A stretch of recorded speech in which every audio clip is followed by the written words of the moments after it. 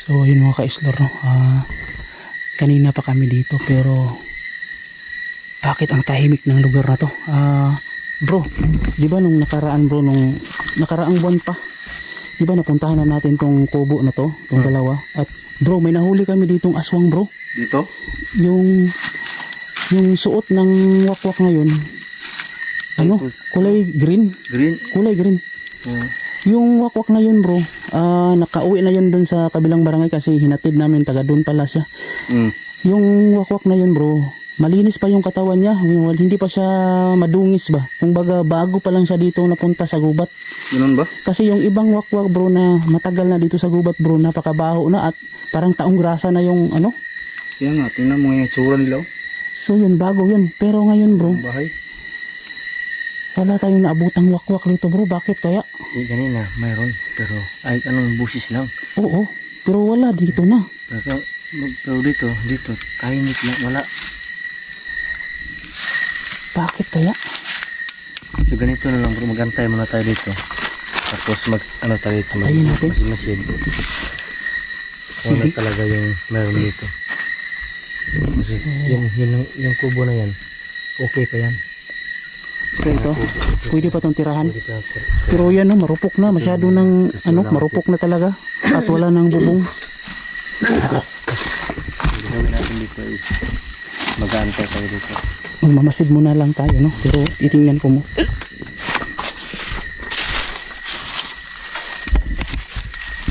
Ito yung ano nila oh. Dito sila nagluluto. Kabilya yung gamit. Ito napuntahan na namin to dati. Pero araw yun. At nakahuli kami dito ng isang wakwak. Ano yun? Pero ngayon wala.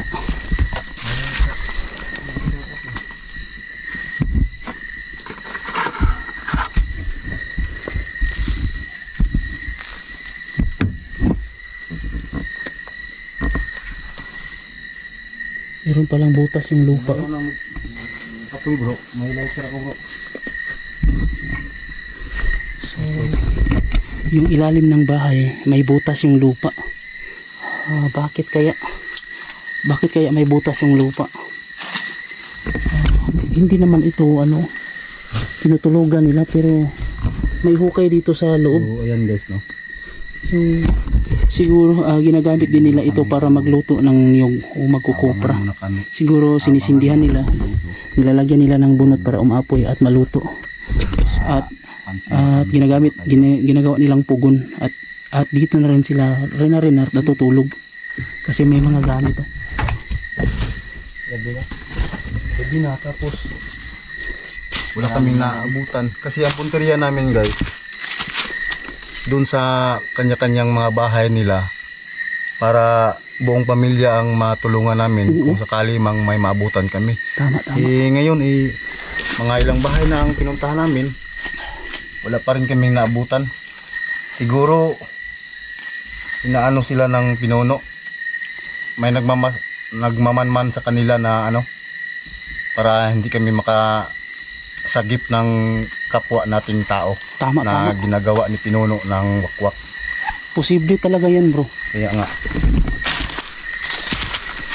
Bro kasi maraming lamok bro.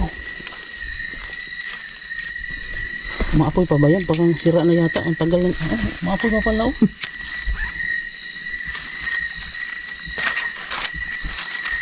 Ang nakaraang gabi bro, nahirapan tayong sunugin yung wakwak. Ayaw magsindi. kasi nandun yung pinuno.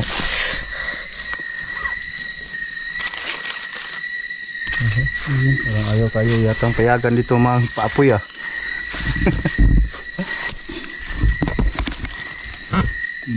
Tingnan nyo naman sa likuran ko mga idol. Ito ang pinaka-huling bahay na puntahan namin sa ngayong gabi lang. Parang ano na to bro, parang huling kubo na yata to dito sa bundok na to bro. Oh, nasa gitna ng kabundukan na maraming mahaba na kasi dyan sa itaas kawayan. Hindi na kami makatuloy pa dahil para na siyang pader yung bundok pa ganun na ba, yung mahirap na siya akyatin. Ang estilo nila dito mga idol, ang pagtanim nila ng kawayan para hindi sila matuntun kung andito sila nakatira. yung pakubo ang pabubong ang kunwari yung pag-angat ng kawayan.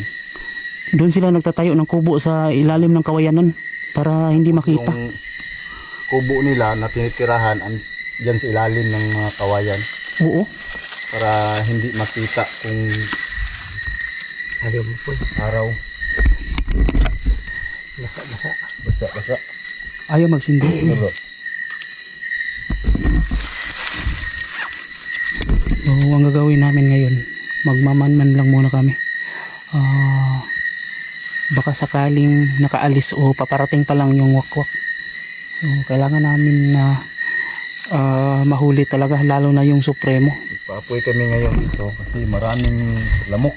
May mga lamok. Baka yung lamok nakakagat sa wakwak. Aswang. Tapos kumagat sa amin, Nako.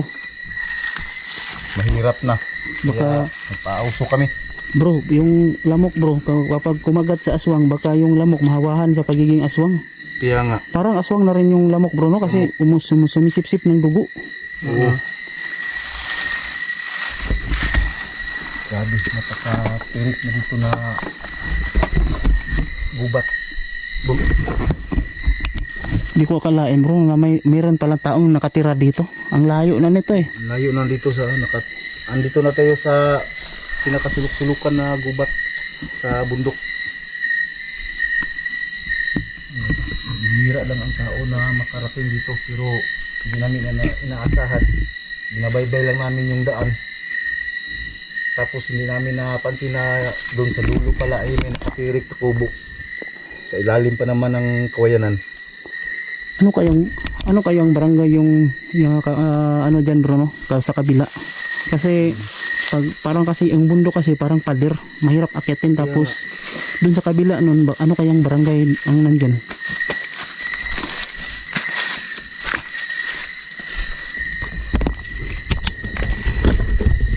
Sindihan mo bro. Di kaya na ano yung wakwak sa apoy bro na parang na ano yun, naiirita ba yung Hindi sila takot sila sa takot sila sa apoy?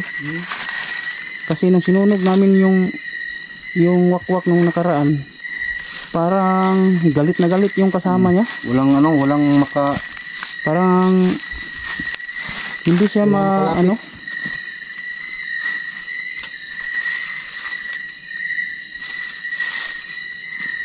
Ayaw talaga magsindi bro. Ayaw umapoy. Basa kasi siguro yung baka total basa naman yung lupa. Baka umulan dito kanina.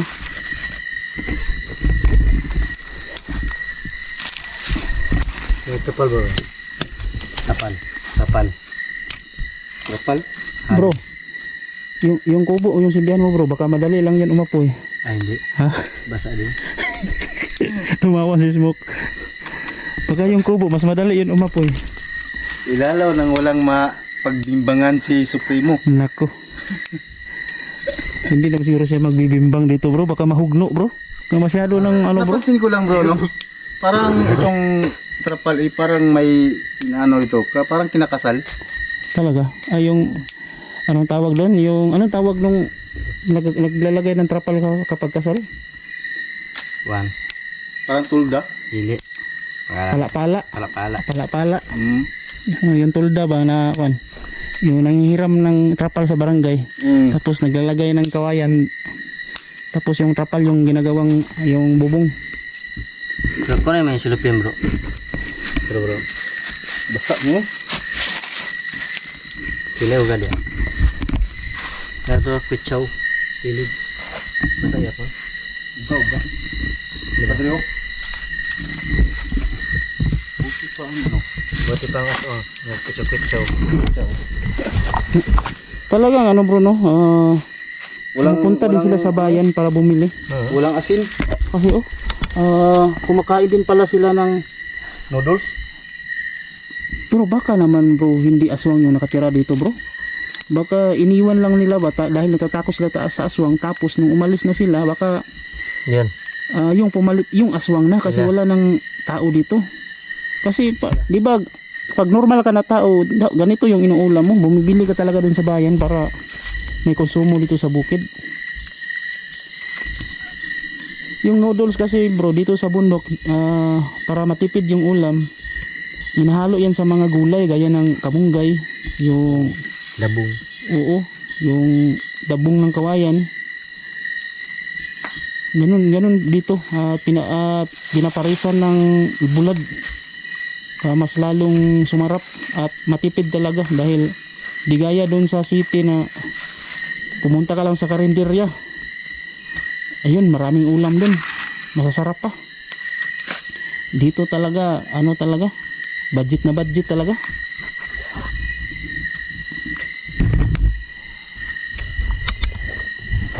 Bro, May palaka oh.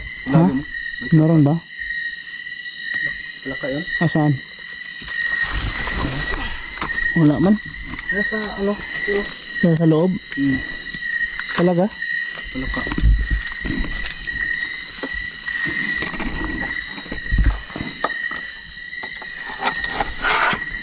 Nagpapatay sindi na yung ilaw ko bro. Ito yung problema ko talaga bro, itong flashlight ko.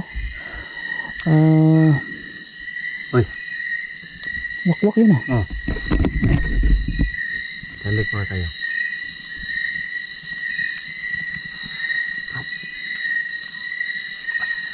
Ha? May wakwak sa paligid.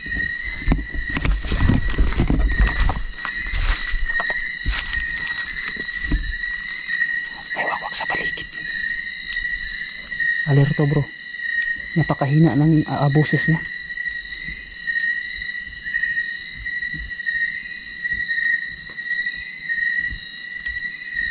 Hindi lang ako sure kung naririnig sa camera. Mahina kasi.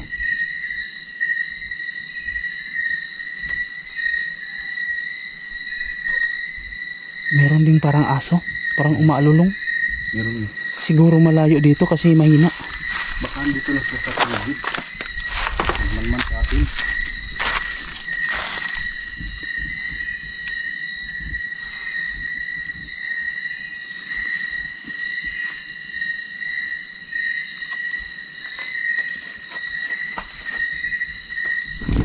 Alerto lang bro ha. Baka sakaling umatake, handa tayo.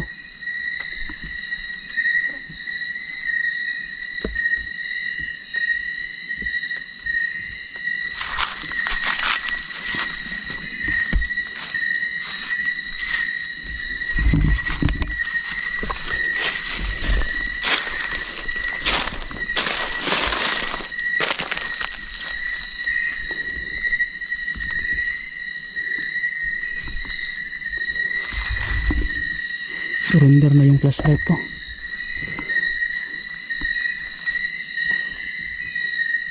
Baka nasa itaas ng puno.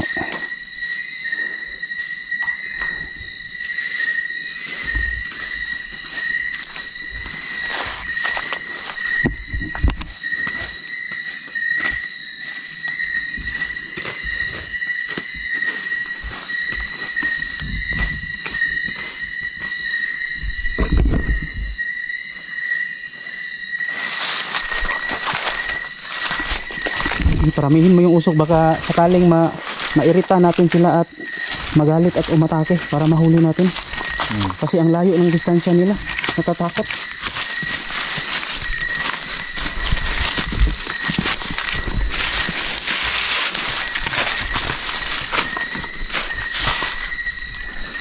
Dito lang. Ha? Nandito sa malapit.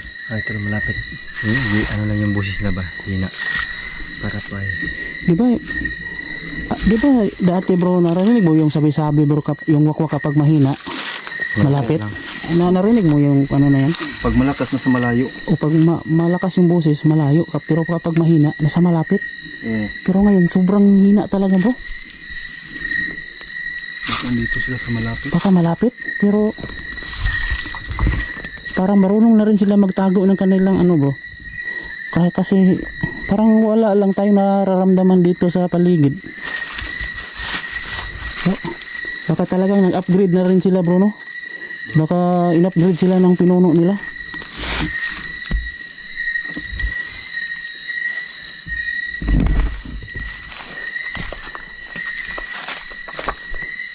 Kausok tayo.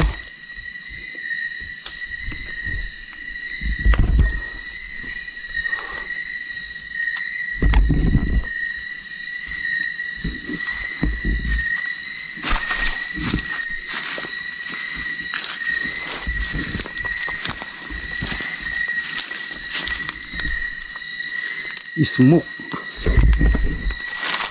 Pausok tayo, pausok. Pausok tayo, pausok. Pausok ka bro dahil smoke ka. Ayan bro, panangamoy kapre ka na yan. Tuob, palina. Umusok yung katawan mo.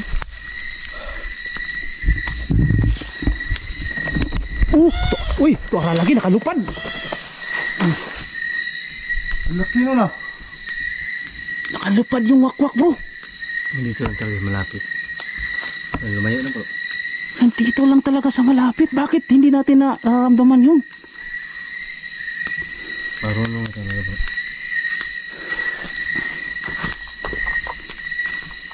Wala na. Malayo na. Bro, nagmamasid lang pala sa atin bro.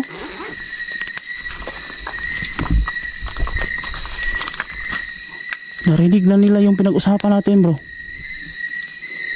Baka mag-report yun sa pinuno o sa supremo.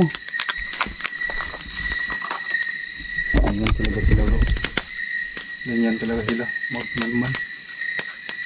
Tapos mag-report. Ayun pa, lubat na yung flashlight ko. Ang dali kasi malubat nito. Wala na, nagpapatay sindi na yung ilaw ko. Patuloy tayo bro. Sige.